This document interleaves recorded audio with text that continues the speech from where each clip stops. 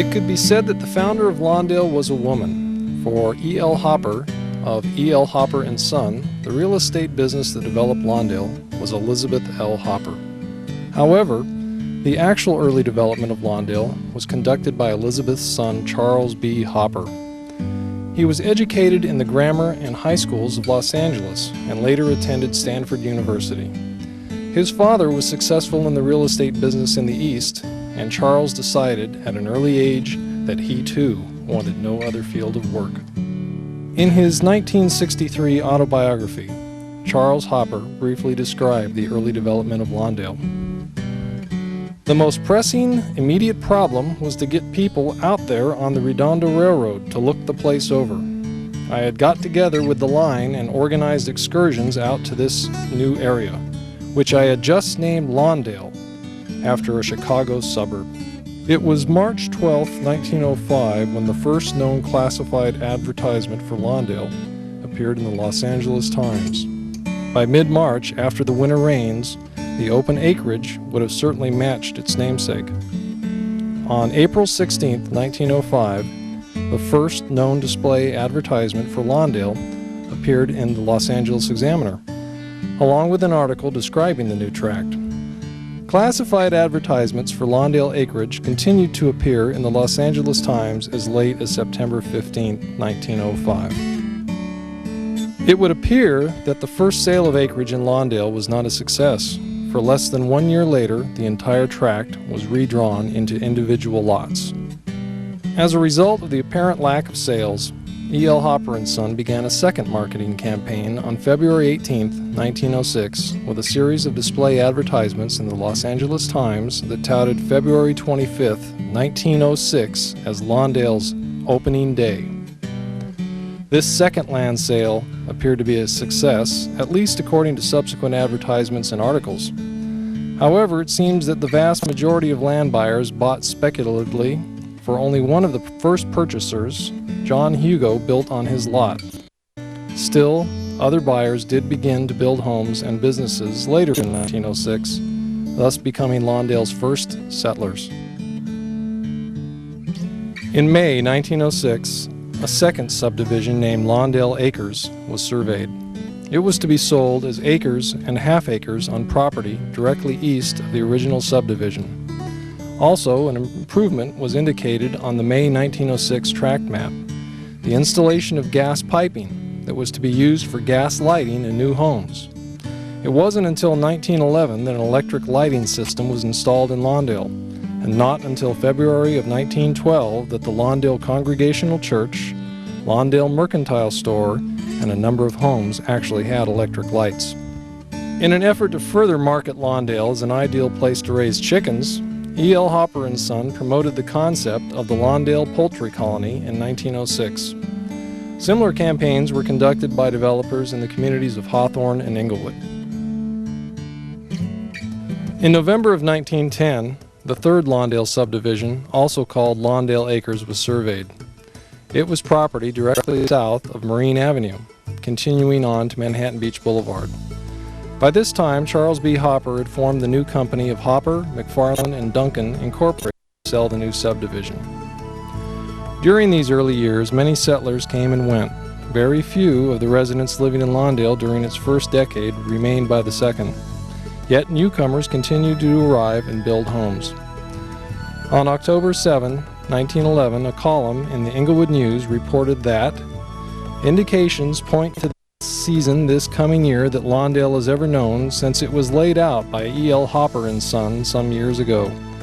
The present growth is due to the fact that all suburban property on the Redondo line is being rapidly subdivided and occupied by people looking for small tracts for homes, where climatic conditions are ideal and the city and sea are both at hand. The location of the town is good, it being high enough to form excellent drainage, and the streets are set with trees, which are now getting large enough to make an excellent showing. The soil is mostly a sandy loam, rich and easily worked. There are also tracts adjoining the town, which are partly the adobe soil, which is especially fine for the florist and raiser of all kinds of berries.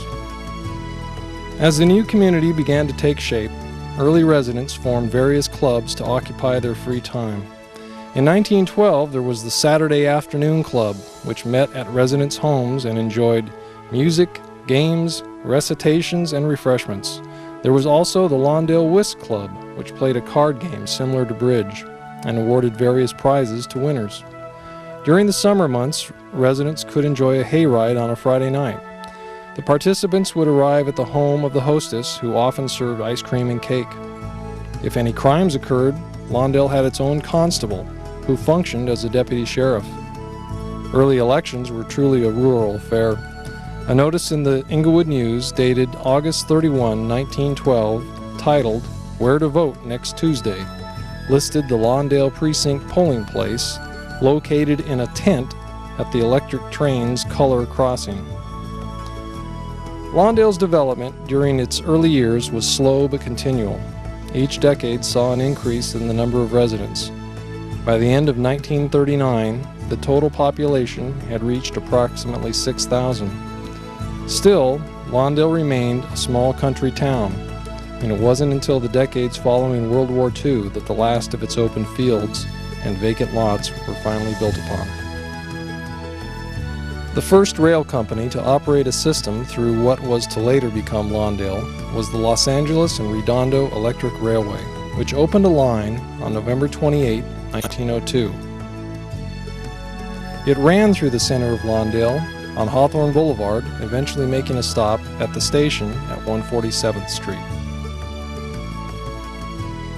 The Lawndale Water Company was formed by E.L. Hopper and Son to provide a perpetual supply of water for both domestic and irrigation purposes.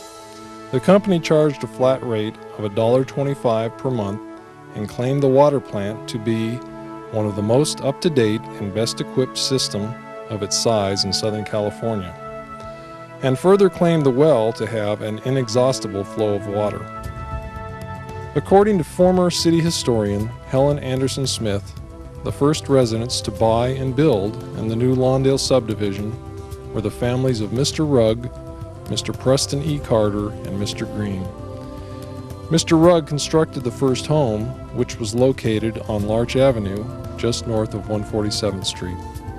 The Lawndale Congregational Church began on the evening of August 22, 1906, when the residents of Lawndale met at the home of Mr. Preston E. Carter to consider the proposition of building a church. After learning that a church was being planned, real estate developer E.L. Hopper and Son offered to donate $100 to the building fund and a lot on the northeast corner of 147th Street and Mansell Avenue on which to build. This was done with the stipulation that the church be built immediately and used as a school building until a regular school could be organized. Lawndale's second organized church was the Lawndale Church of Christ. It was started by Mrs. Sarah Jones, who conducted Bible studies in her home on 147th Street as early as 1917. The formation of the Lawndale Elementary School District resulted from a petition by G. Lovell and 8 others to create the district from a part of the Wiseburn District on October 16, 1906. The original enrollment consisted of 19 pupils, but grew to 21 by the end of 1906. The first teacher was Albert W. Stuffen, who also acted as principal and janitor. In 1907, the Lawndale Grammar School was erected on a site just north of the Congregational Church. The wooden tower of the school building contained a bell which set the official time for the community. In March of 1905, Mr. Adolph Lusinger was appointed to the Board of Trustees of the newly formed Inglewood Union High School District, later to become the Centinela Valley Union High School District. On October 20, 1924, a meeting was held that authorized the board to purchase blocks 24 and 25 of Lawndale Acres as a future school site. On April 13, 1928, school board member Mr. J.R. Wimmer of Lawndale made the motion to name the new school Adolf Lusinger High School in honor of Mr. Lusinger's 23 years of service to the district. The motion was carried unanimously.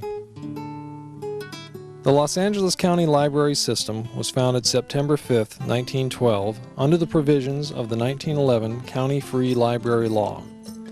By late 1913, Mr. Lorenzo E. Fish and Mr. Earl Young contacted the county librarian to learn the requirements for establishing a branch in Lawndale. Miss Helen L. Buss volunteered to act as the first librarian with the provision that other local girls would take turns volunteering. However, by December 1914, none of the other volunteers followed through on their agreement to serve as librarians, so the county sent Miss Buss a check for $8 for her 1 year of service. The first functioning post office in Lawndale was located in Mr. Preston Carter's grocery store. In 1906, Mr. William Enns constructed a 2-story building on the north side of 147th, just across from Mr. Carter's store. The front of the building was used as a new post office and was combined with Mr. Enns' hardware store. In October 1918, Miss Helen L. Buss became postmistress. Miss Buss also operated a small confectionery inside the post office building and remained postmistress until 1922. Lawndale Park, also known as West Park, was located in the center of 147th Street, just west of Hawthorne Boulevard. It was designed in the shape of a diamond with the points facing the directions of a compass. This site later became the Lawndale Community Center and eventually the Lawndale Civic Center. In 1906, E.L. Hopper & Son claimed that all street work, cement works, and oiling are about completed, and the principal streets will be adorned with shade trees. This is all being done in a first-class manner. This, like all public work, is done without any expense to individual property owners. While it is true that concrete sidewalks were installed in some areas of Lawndale, such as the business district on 147th Street, it was still many years before such improvements reached the rest of the community. The first organized fire department in Lawndale was composed entirely of volunteers. Mr. Hervey L. Smith was both the organizer and first chief, and Mr. Dutton B. McLeod was the first captain of the volunteers. However, on August 20th, 1923, a petition requesting the formation of the Lawndale Fire District was transmitted to the Los Angeles Board of Supervisors. The Lawndale District was then formed on paper December 17, 1923. As early as 1909, there was an Improvement Association holding meetings in Lawndale. Many early residents of Lawndale joined this association, which helped the community through the annual fairs it held. Another early civic group to organize was the Lawndale Live Wires. This was a group of men who formed their organization in the spring of 1924 to work for the good of the town, represent the people, look after philanthropic work, and provide a wholesome social life for the families of Lawndale. In 1926, the Lawndale Women's Club was organized by founder Mrs. Robert Hayes Wilson. In 1927, the club was federated with 13 members. The Lawndale Women's Club continues to be the oldest active club in the city. Prior to attending organized sporting events, such as those at Lusinger High School, Lawndale residents could partake of other organized spectator sports, such as boxing, baseball, and basketball. One of Lawndale's first businesses was opened in 1905 by Mr. Harvey D. Mosley and his sister Ada, who opened their real estate business in an office on a plot that Mr. Mosley's obituary described as a barley field, which later became Lawndale.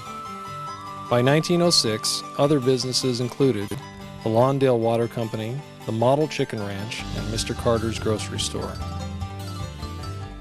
The Lawndale Mercantile Company was originally started by Mr. Preston E. Carter, who built his grocery store in early 1906 on the southeast corner of 147th Street and Buren Avenue. The store also served as the town's first post office. And while Mr. Carter was out making grocery deliveries, he was known to leave his store open and place the undelivered mail in a hat so that residents would be able to come in and help themselves. The Lawndale service station was the first gas station in Lawndale. It was located on the northeast corner of Hawthorne Boulevard and Rosecrans Avenue. It was opened by brothers Albert and Harry Thomas, who originally came from Briley, England, a small village located on the border with Wales. The Cook Lumber Company was founded by Albert Cook in 1923. Today, the business remains in its original location. The Lawndale Fruit Market was opened by Nick and Catherine Arrico about 1927. The Arricos originally immigrated from Sicily and after arriving in California, lived in Los Angeles before eventually buying the business in Lawndale. Ryuichi and Shiono Zhao immigrated from Hiroshima, Japan, first to Hollywood, California, then eventually moving to Lawndale about 1928. The family started the market within a year of their arrival. Lawndale Market, better known as Shoes Market, was located on the northwest corner of 147th Street and Hawthorne Boulevard. It was a favorite place for children to visit after school and buy penny candy.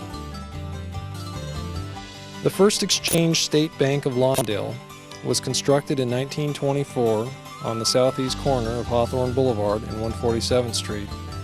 The bank opened with $50,000 in capital and was said to be the first bank in California to receive a charter for a main bank and a branch bank at the same time. For many years now, the building has served as the Lawndale Pet Hospital. By the mid-1920s, oil drilling began in Lawndale. For a time, Lawndale earned the nickname the Black Gold Village.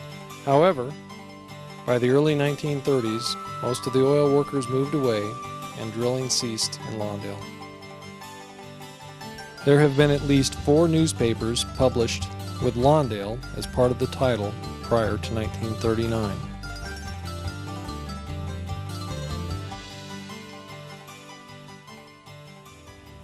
On May 27, 1911, the Inglewood News was quoted as saying, "The population of Lawndale is growing very rapidly. If this will keep on for any length of time, Lawndale will soon be an incorporated city." That length of time turned out to be nearly 50 years. In order to prevent the city of Hawthorne from annexing what little geographic area remained, Lawndale was finally incorporated as a city on December 28, 1959. Even by the 1930s, Lawndale was considered old enough to have a history written about it, as evidenced by these articles.